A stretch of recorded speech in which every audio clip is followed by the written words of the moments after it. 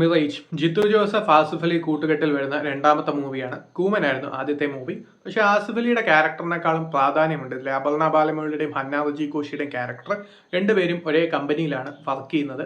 അവിടെ നടക്കുന്ന കുറേ പ്രശ്നങ്ങളും ഒരു ഹാർഡ് ഡിസ്ക് കണ്ടുപിടിക്കുന്നതുമാണ് ഈ ഒരു സിനിമയുടെ പ്രധാന സ്റ്റോറി ആയിട്ട് വരുന്നത്. മൂവി അത്ര നല്ല സാറ്റിസ്ഫൈങ് എക്സ്പീരിയൻസ് ആയിട്ടല്ല മാറുന്നത് എന്നുള്ളതാണ് ഈ ഒരു സിനിമയുടെ പ്രധാന പ്രശ്നം.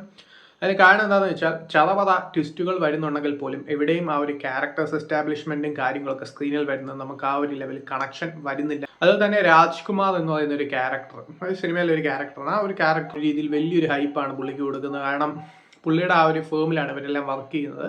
സോ പുള്ളി ആളൊരു ഭയങ്കര വലിയൊരു ഫിനാൻഷ്യൽ ഇടപാടുകളൊക്കെ നടത്തുന്ന ഒരാളാണ്. പക്ഷേ അദ്ദേഹത്തിൻ്റെ ആ ഒരു ഓഫീസും ബാക്കിയുള്ള സെറ്റപ്പുകളൊക്കെ കണ്ടു കഴിഞ്ഞാൽ സോ ഇദ്ദേഹമാണ് ഇത്രയും വലിയ സംഭവങ്ങൾ നടത്തുന്നത് എന്നുള്ള രീതിയിലാണ് ആ ഒരു എൻ്റയർ സെറ്റിംഗ്, ആ ഓഫീസിൻ്റെ സംഭവങ്ങളൊക്കെ വന്നിരിക്കുന്നത്. വില്ലൻ ക്യാരക്ടേഴ്സ് ആണെങ്കിലും നമുക്ക് പാവം തോന്നും ഈ അവരെ കാണുമ്പോഴത്തേക്കും. കാരണം എന്താണെന്ന് വെച്ചാൽ നമുക്ക് അവരോടൊരു പേടിയോ അല്ലെങ്കിൽ അതുപോലെയുള്ളൊരു ക്യാരക്ടറൈസേഷൻ ഒന്നുമല്ല. അവരുടെ ആ ഒരു പെർഫോമൻസും ആ ഒരു രീതികളൊക്കെ കാണുമ്പോഴത്തേക്കും നമുക്ക് സത്യം പറഞ്ഞാൽ അവരോട് ഒന്നും തോന്നില്ല, ഒരു പാവം മാത്രമേ തോന്നും. ആസിഫ് അലിയുടെയും അപർണ ബാലമുരളിയുടെയും ഹന്ന റജി കോഷിയുടെ ഒക്കെ നീറ്റ് പെർഫോമൻസും ഈ സിനിമ ഓഫർ ചെയ്യുന്നുണ്ട്. അതിൻ്റെ കൂടെ തന്നെ ഒരു സീക്വൻസിൽ സെപ്പറേറ്റ് സിനിമാറ്റോഗ്രഫി എടുത്തു പറയേണ്ട ഒന്നാണ്. ബാക്കി നോക്കുകയാണെങ്കിൽ സിനിമ കാര്യമായി ഇമ്പാക്റ്റ് ഉണ്ടാക്കുന്നില്ല. ചതപത കുറേ ട്വിസ്റ്റ് വരുന്നുണ്ടെങ്കിൽ പോലും എല്ലാം ഒന്നും നമ്മളെ എക്സൈറ്റ് ചെയ്യിപ്പിക്കുന്നില്ല. ആകെ ഒരു ട്വിസ്റ്റാണ് മെയിനായിട്ട് അവർ എക്സൈറ്റ് ചെയ്യിപ്പിക്കുന്ന ഒരു ട്വിസ്റ്റായിട്ട് വന്നത് ക്ലൈമാക്സിലുള്ളത്.